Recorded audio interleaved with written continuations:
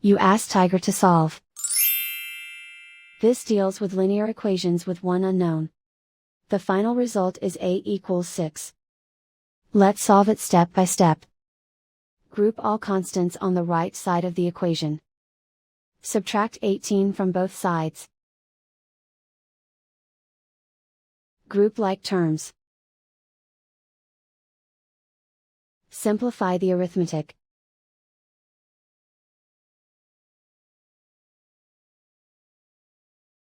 Isolate the a. Divide both sides by 7.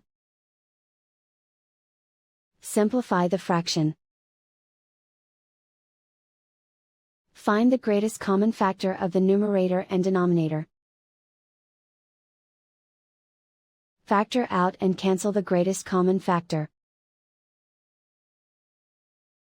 And so the final result is a equals 6.